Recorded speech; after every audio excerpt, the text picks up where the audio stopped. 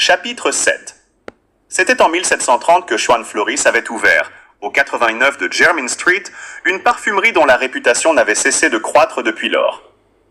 Le mot « Floris » était écrit en lettres d'or sur un bandeau, lui-même doré, placé au bas des vitrines contenant des flacons de parfums traditionnels, de magnifiques nécessaires à barbe avec des blaireaux d'une impeccable facture, des huiles pour le bain, des savons artisanaux et quantité d'autres merveilles pour une toilette raffinée.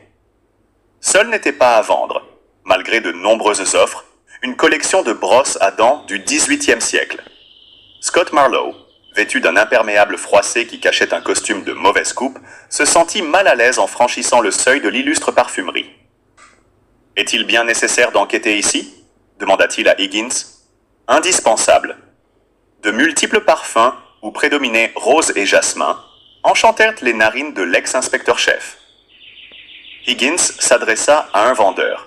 « Pourrions-nous voir Madame Welch ?»« Je vais m'en assurer, monsieur. » Les policiers ne patientèrent que 2 minutes, puis furent introduits dans le bureau parfumé d'une élégante dame d'une 50aine d'années, au sourire admirable. « Mon cher Higgins, quelle délicieuse surprise! Vous êtes merveilleuse, Gladys. Les années n'ont aucune prise sur vous. Vil flatteur, dois-je vous répondre que votre charme est toujours aussi ravageur? Permettez-moi de vous présenter mon collègue, le superintendant Marlowe. » Gladys Welch considéra avec quelque dédain le policier mal fagoté et à l'embonpoint prononcé.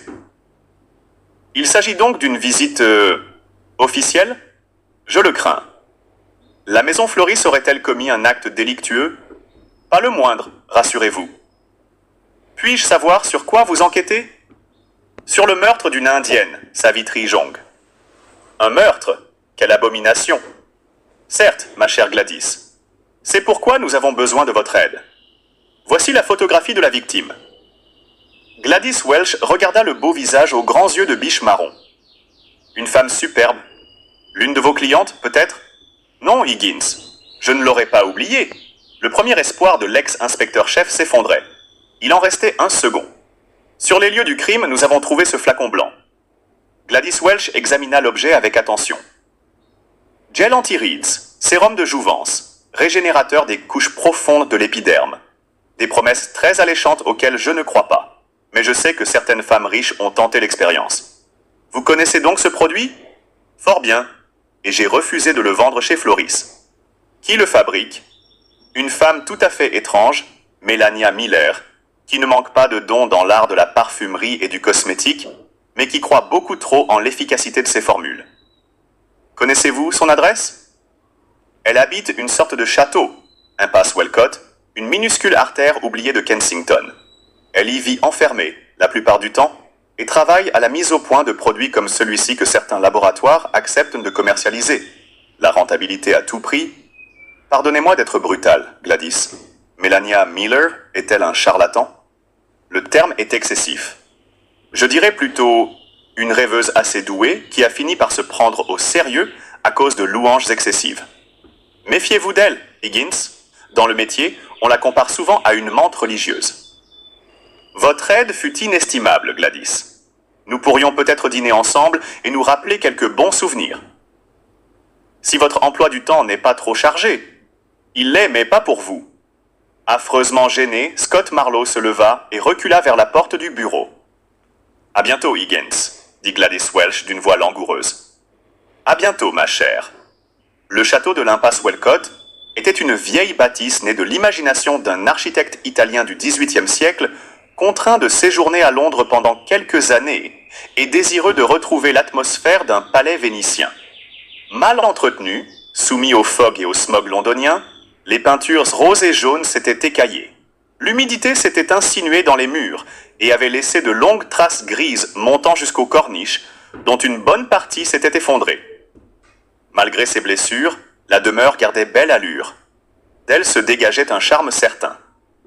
La vieille, Bentley, se gara au fond de l'impasse. « Je n'aime guère cet endroit », avoua Marlowe.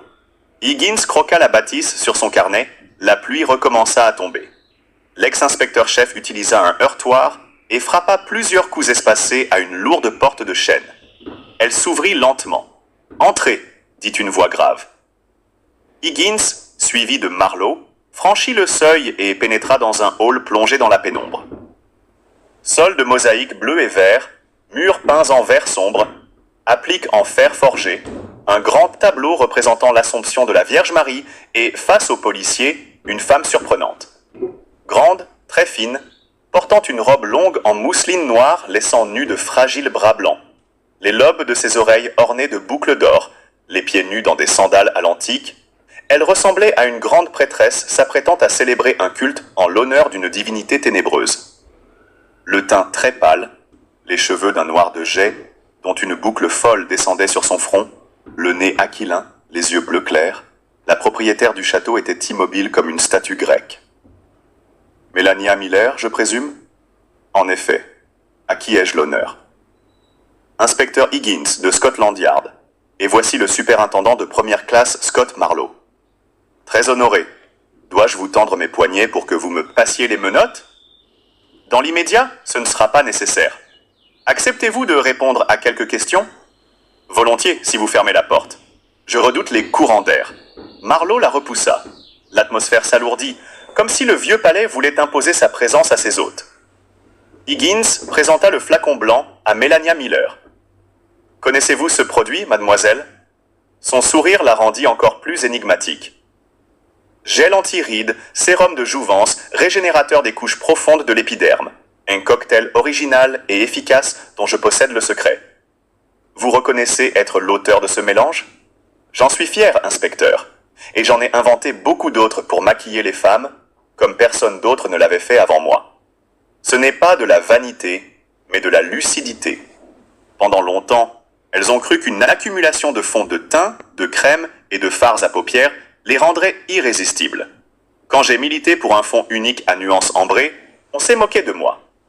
Puis la mode a été lancée et j'ai lutté contre les dizaines d'objets inutiles utilisés en maquillage pour préconiser l'application avec les doigts. On m'a traité de folle et les esthéticiennes ont repris mon idée. Et je pourrais vous citer 100 autres exemples. Malgré eux, je demeure une sorte de pestiféré et dois lutter chaque jour pour m'imposer. Vous en avez la force, me semble-t-il. Ai-je le choix? Demain, la compétition sera de plus en plus rude et je n'ai pas le temps de m'attarder sur mes états d'âme. Mais je suppose que Scotland Yard ne s'est pas déplacé pour entendre parler de mes tourments intérieurs. En effet, mademoiselle, c'est bien... Mademoiselle?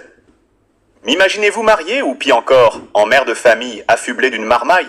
Nous enquêtons sur un meurtre, révéla Higgins, et nous avons retrouvé ce flacon sur les lieux du drame. Amusant, et c'est pour cette fort mince raison que vous me suspectez. Aurais-je prononcé le terme soupçon? Non, mais... Vous créez des produits originaux et coûteux, mademoiselle, et vous devez connaître la plupart de vos clientes fortunées.